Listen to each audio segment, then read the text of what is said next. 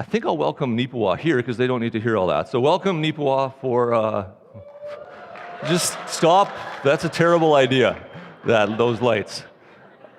We welcomed you, Nipawa, and now we're going to talk about some things in our lives that we wish were different, that Jesus can change for us. You encounter one of those things when you hit a situation where you would really like to steer reality in a certain direction, but you aren't able to.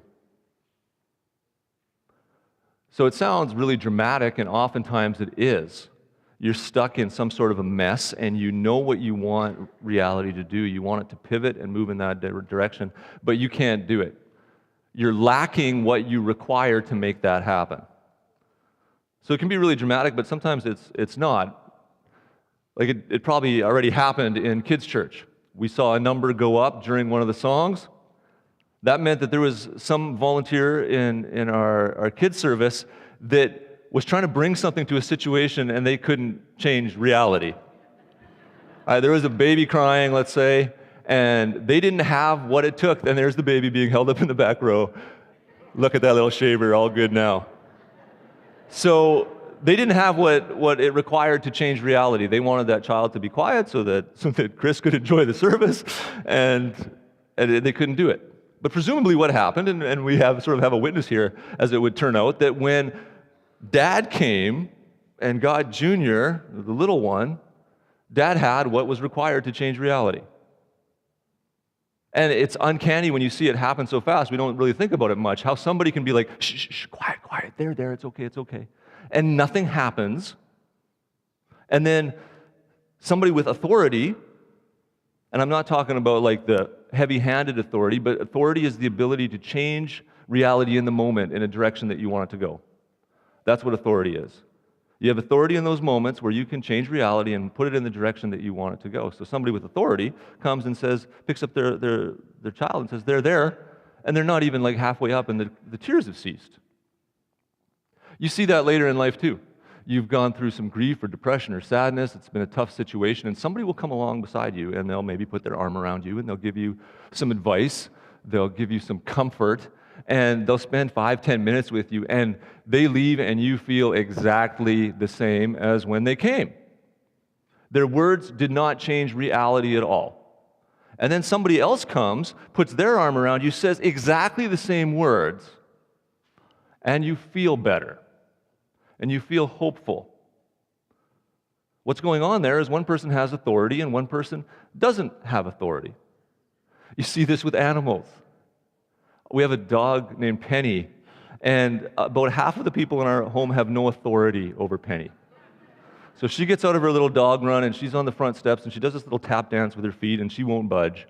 And the people without authority are like, come on, Penny, come on. And eventually they're trying to grab her, take her to her cage. Someone with authority comes and says, Penny, cage. That's me. And she goes to her cage and she opens her cage with her nose and goes in, and if it was physically possible for her to latch the cage, she'd probably do that. Authority, not authority. Authority is the ability to, in the moment, change reality to make it what you want it to be. Almost everybody has a negative version of that. We all have the power to ruin somebody's day. So we have that version of authority, but that's not the biblical authority that Jesus has, and that's not the authority that he wants to share with you. Nobody has more authority than Jesus. Nobody is able in every moment to make reality do exactly what he wants it to do than Jesus. Even the wind and the waves obey him. All authority has been given to me, says Jesus, therefore go. So everybody needs to know that Jesus has the most authority out of anybody. He can pivot reality every time, every moment, and do it effortlessly. But we also need to understand that nobody loves to share their authority. Nobody loves to train other people in authority more than Jesus. So as a Christian, you're in a really advantageous situation because you have a mentor for authority that if you pay enough attention to him, if you get close to him, if there's enough intimacy between Jesus and you will grow in the ways of authority, and you'll become one of those people who can actually change reality simply by the words that they speak.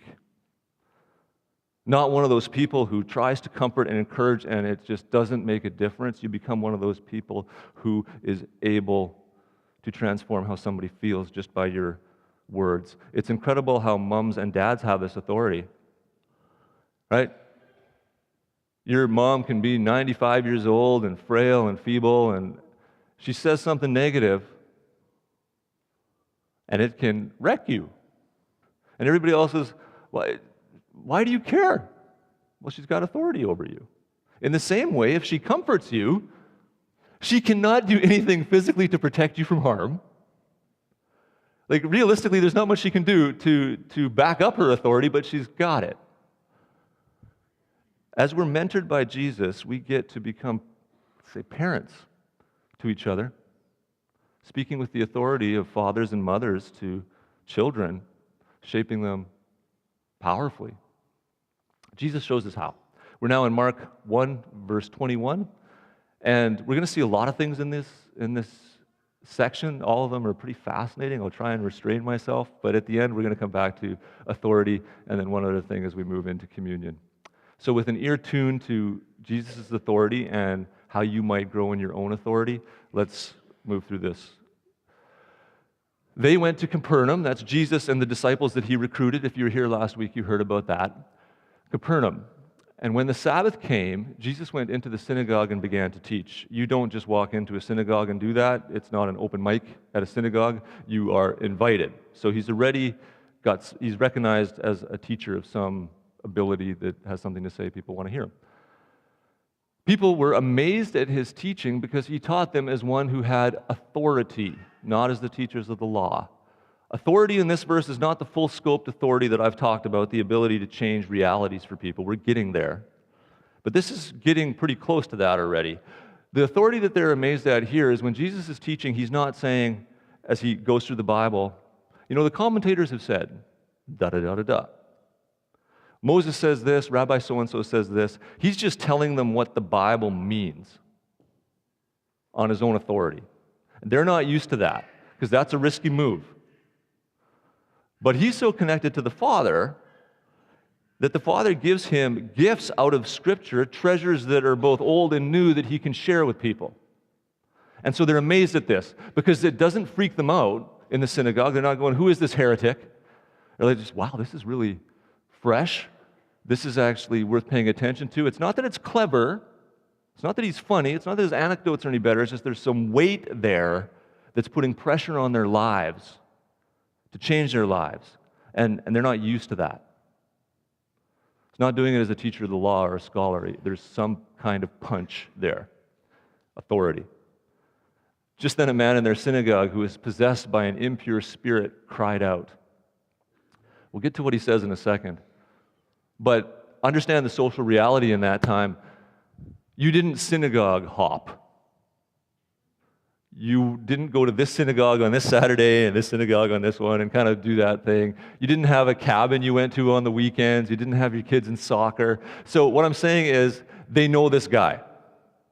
He is a regular every week, most likely, in the synagogue. Let's call him Samuel.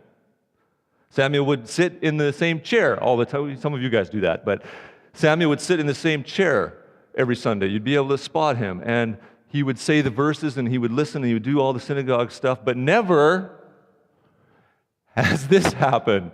Samuel starts to shriek. He says this, demon in him says this, "What do you want with us, Jesus of Nazareth? Have you come to destroy us? I know who you are, the Holy One of God." If Samuel's wife was beside him at this point, and she's not. The women have to sit in the back, kind of. So it's a synagogue, very traditional. But if Samuel's wife she's like, shut up. This is wildly inappropriate. It's not Samuel doing it. It's a creature that's made Samuel's life, in one way or another, a living nightmare.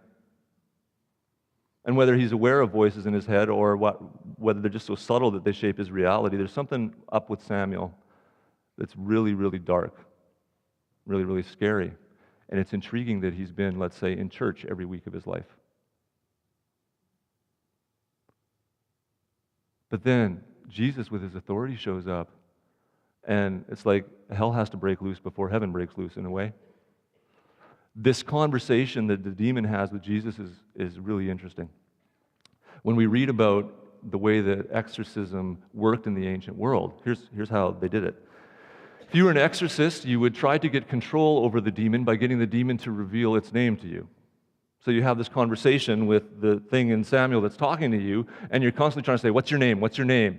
Give me your name. Give me your name. When you got the demon's name, you had some measure of control over it. And then once you had its name, you would get the name of a stronger being and use that name to make the little minion do something. So think like a military hierarchy where the people up here just can make it happen for the people down here, and it's not like there's a lot of pushback. This is the demonic world. So the exorcist would, what is your name, what is your name, what is your name? When the name came, then they would, so say the name is like something minor, disgruntled. It's the spirit of being disgruntled in this person. So this little disgruntled spirit needs to go. The exorcist says, well, then I'm going to, in the name of torture, command you to leave. Well, disgruntled is probably going to leave because torture sounds like a big, more scary demon than the disgruntled one. Disgruntled one has no choice. What's the problem with that? Is Samuel better off? No, Jesus says, if you're going to do this kind of stuff, wipe the house clean. Get everything out of there. Because if you don't, then it's going to be worse off. So you kick disgruntled out of there in the name of torture, and torture starts to take over. But that's how it worked. And it's fascinating here to imagine that the demon is trying to get Jesus' name, trying to show control over Jesus. So I know who you are, Jesus of Nazareth, human side. You've come to destroy us. I know who you are, Holy One of God. And at that point, the demon's sort of like, oh, this isn't going to help me, is it? And Jesus, with authority, does not say, in the name of Yahweh, I command you to leave. He simply says, shh, be quiet, come out of him. No need for long, drawn out, just boom. Impure spirit, next verse, shook the man violently and came out of him with a shriek. So whatever was making Samuel's life a living nightmare is not a part of his life anymore, thanks to the authority of Jesus. Those of us in the last year or two who have been involved with this kind of thing, and some of you here for decades, actually are noticing how similar what happens today is to what happened then with the name thing, the higher power thing. That's really sort of interesting to look at the ancient transcripts of how this unfolds and how it unfolds today. The people were also amazed that they asked each other, what is this? A new teaching, and with authority, he even gives orders to impure spirits, and they obey him. News about him spread quickly over the whole region of Galilee. As soon as they left the synagogue, they went with James and John to the home of Simon and Andrew. Again, you met them last week. Simon's mother-in-law, this is Simon Peter, she's in bed with a fever, and they immediately told Jesus about her. So he went to her, took her hand. Don't just gloss over that. This is God himself, not just snapping fingers and making things happen, but with a very human touch, reaching out to this woman who's sick and helping her up. The fever leaves her, and so she cooks them a meal. She begins to wait on them, which, we're like, Jesus, get the disciples in there to at least do the dishes, right? This poor woman's had a fever, kind of sexist society is this. But you need to imagine probably in that society, if they try and go and help her, she's got the wooden spoon out, she's rapping Jesus on the knuckles, get out of here, it was my kitchen. She begins to wait on them. So Jesus here, authority over words and communication, authority over the demonic, authority over physical realities. That evening after sunset, that's important because it's Sabbath, and one of the controversies that follows Jesus is that he'll heal people on the Sabbath. But these devout Jews aren't necessarily going to bring their friends until Sabbath is done. Sabbath is done at sunset. So that evening, the people brought to Jesus all the sick and the demon-possessed. The whole town gathered at the door, and Jesus healed many who had various diseases. He also drove out many demons, but he did not let the demons speak because they knew who he was. There's a few times in this passage where Jesus keeps things secret, And there's a lot of different theories about why he does this, and it'll come up over and over in Mark. Just kind of keep it quiet, keep it quiet. One of the theories is simply that Jesus is walking a fine line.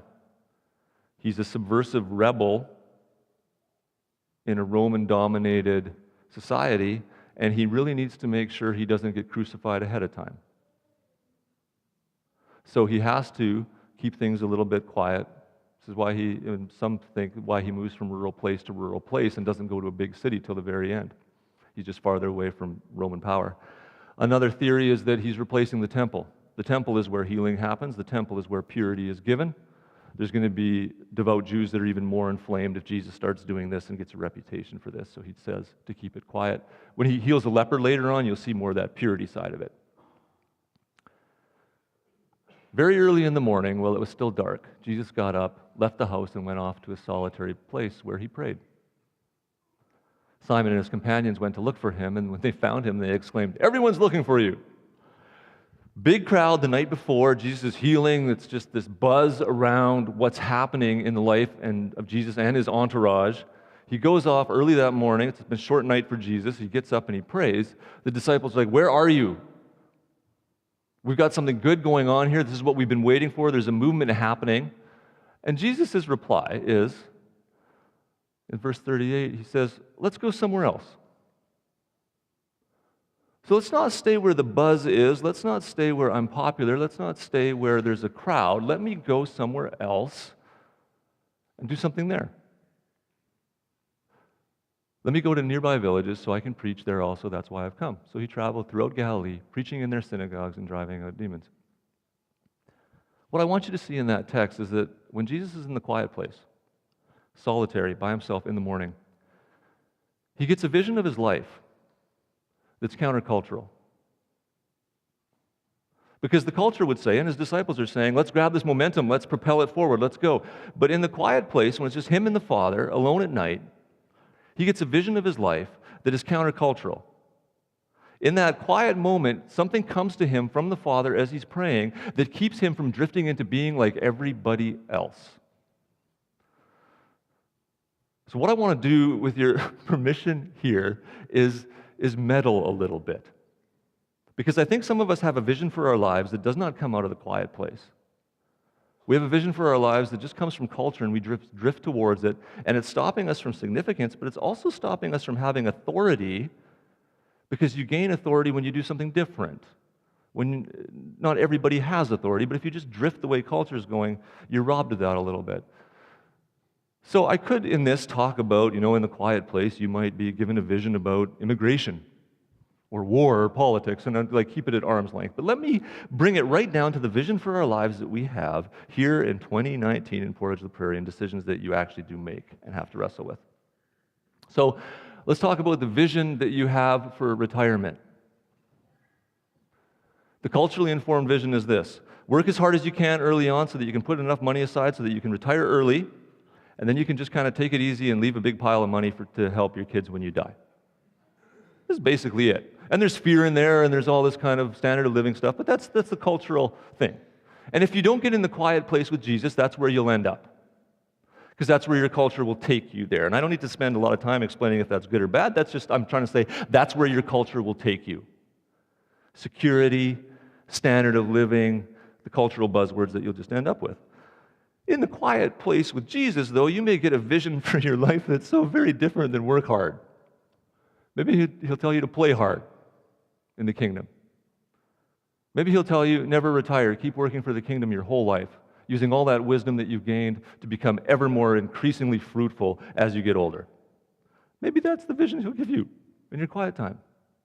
Maybe he'll say, bounce your last check. Pour all your resources into what matters for eternity now. Leave a legacy to your kids that isn't about, they got to buy a truck when I died. Didn't even have to finance it. I just left them that money. And 5-6 years, the truck rusts and corrupts and dies. And the legacy does too. What I'm saying is, you're robbed of a beautiful vision for your life by not having the quiet time with Jesus. You need that solitary moment. Let's talk about money. Let's make it easier. Let's talk about our children. What's the vision you have for your kids? Is that culturally informed? Or is that come from Jesus, come from the Father in a quiet time when you're praying for them, dreaming about their lives? And the choices that you've made will let you know that. Culturally, again, I'm not trying to be antagonistic. I'm just trying to say this is where we actually live. And I'm not so much trying to be right or wrong about what I'm saying. I'm just saying it's about the quiet time. In our culture, here's where you'll drift. You will believe that organized sports for your children are of immense importance. Huge. Worth incredible amounts of time and incredible amounts of money. That's where you'll drift culturally. Just how it happens. You will culturally drift to a place where you want your child to have tremendous authority with skates and a hockey stick. Can make that puck do whatever they want. Authority over the skates. Now, look, I love hockey, and part of what I'm doing here is working in the great news that my hockey team won a championship this week. Big Four, Cup. I was the captain. It was good. Our average age was like 45. Other team was like 25, and we beat them. Felt pretty good. So obviously, I enjoy that. But my parents had a different vision for my life than that would be the main thing for me. And when I was a kid, I stopped playing hockey because it was on Sunday. This was the decision my parents made that came out of a quiet time and a vision for their children's lives that wasn't culturally informed. Now, my son, I have a vision for his life, and it's not about him having authority over a mountain bike or hockey skates or whatever, but he races his mountain bike 4 or 5 Sundays a year, and I go with him with that, and I don't feel like I'm a Sabbath-breaching hypocrite because of it. But every other Sunday, he's here. And every Wednesday night, he's here. Because I want the vision of his life to involve a community of people. I want him to learn how to listen to God. I want him to have authority in places that matter. That vision is sustained really only in my quiet time with God. Everything else tries to erode that. What language, I'll just continue pushing, what language do you want your kids to be well versed in? Do you want them to learn to hear the voice of God and have the authority to say, I heard God say this, therefore this? Do you want them to be propelled along by kingdom realities? Or is your vision for them that they could have an entry-level job that actually starts at $51,000 a year if they're bilingual? I have a vision for my kids that's bigger than the security of that's worth me paying tuition every month so that they can be in an atmosphere where people are trying to teach them how to hear God's voice and live God's way, developing their reflexes so that they have authority that can change people's lives. Again, it's not about retiring a certain way. It's not about hockey. It's not about West Park School. It's about what God says to you in that quiet moment. And if you haven't asked in that quiet moment for a vision of your identity, of your future, of your children, of your marriage, it's in the quiet place that in your marriage you stop fussing to yourself about how draining she is. It's in your quiet moment that God comes and says to you, you are killing her. And so why don't you, in your quiet moment, God's giving you a vision of your marriage where you're actually giving things emotionally before she meets any of your needs, no longer holding her hostage. And then if you've married somebody who is also having that quiet time with God, guess what message she's getting? It's not, suck it up, sister, I'm changing his heart, you're going to enjoy this. No. It's the same thing. Sacrifice a little bit, my dear. Stretch. Be vulnerable. And when you've got two people who are hearing from God and they have a vision for their marriage, it's the same in that quiet time, you begin to understand how beautiful a Christian marriage that grows out of that time is. But if your vision isn't cultivated in that quiet time, it's going to be a cultural drift that basically makes a big sucking noise either way, and you're going to begin to erode in authority until you don't even have authority over temptation, and you'll be sitting up late at night when your spouse is in bed, and you'll be texting somebody, an old flame, that you should not be because your authority has eroded to a place where you can't even control yourself. And that's a scary place to be. get into a regular pattern of seeking the Father's face and sustaining a vision for who you are, who your children are, what your life is going to be about. And He's waiting for that. He wants that. He's going to give that to you. So what you don't do is like, oh, that's good. Yeah, okay, tomorrow I'm going to try. Oh, I didn't get anything. It was Monday from like 7 to 7:20. No. You build this rhythm into your life, and you watch it change you.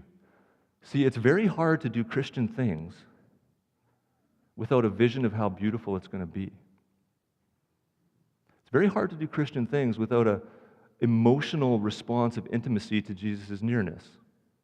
Your intimacy with Jesus, cultivated in those quiet moments when nobody's watching, makes you feel so close to Him. You have an emotional response to this vision, and what I'm talking about is love. Love can propel you to do anything. But trying to do Christianity and not loving Jesus is well nigh impossible. And you can't really love Jesus without spending that time with Him. One of the reasons we're spending so much time in Mark is that my heart is that we would fall in love with Jesus in this series. That as we look through texts like this and we imagine the synagogue and what it felt like to be Samuel and just tortured, and then Jesus comes in and suddenly his life is different from that day on, you go, I want to know this man. I want to know Jesus more than anybody else. And I'm tired of pretending and kind of trying to do Christian things and hanging on to things that I just want to know Him. And as soon as your heart starts to cry that way, then you have, He responds to it. A broken and contrite heart, the Father always receives. And you begin to grow together, and then you get a vision for your life that's sustainable. It's just so good. So we're living in Mark for a long time. Next verse. Ooh, that took quite a while. Band is there? Yeah. I hear Jake. Yeah.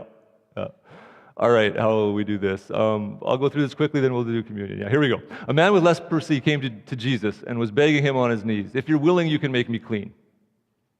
So the word's gotten around that this is what Jesus does. This next phrase is puzzling. Jesus sees the leper, and He goes, huh? Jesus was indignant. This is the NIV translation. The other translations, most of them say, Jesus was moved with compassion. Sick guy comes, He's moved with compassion. NIV says He was a little bit cheesed off. The other translations, here's how it works. All the translators have a bunch of Greek texts in front of them, and they get to choose what English word makes the most sense. All of the manuscripts, for the most part, would move you in the moved with compassion direction. But in the book of Mark itself, the way that Mark uses this word over and over, it actually means more indignant. So later on, we'll see a man coming with a sick son saying, if you will, heal my boy. And Jesus is like, if I will? So there's a pattern in Mark where Jesus responds with a bit of indignation, and I personally think that's a little more compelling, although you can be indignant and compassionate at the same time. So Jesus, if He is indignant, He's looking at this guy going, well, why did you come in the first place? Like, if it's really on your mind, you're like, well, maybe if you want to, you will. No, you know me. For 2 days, I've been cruising around this town healing everybody, and I don't background check. I don't check on their marital status. I don't look at their internet history. I don't check what's in their liquor cabinet. I don't smell their breath. I just heal them. Of course I'm willing. He reached out His hand, touched the man. I am willing, He said, be clean. Immediately the leprosy left him, and he was cleansed. That's a great note to come to communion on. Because some of us hold the cup and we hold the bread and we say, if you're willing, Jesus, you could forgive me. We make the same mistake as this poor leper.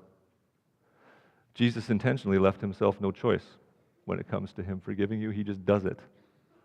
So as you come forward, you come boldly, not with a, if you're willing, forgive me, but realizing you hold in your hands evidence that you're already forgiven. We'll come back around to that after you grab the elements. Jake will lead us as we sing, and there will be a slide there to show you how to get them in your hands.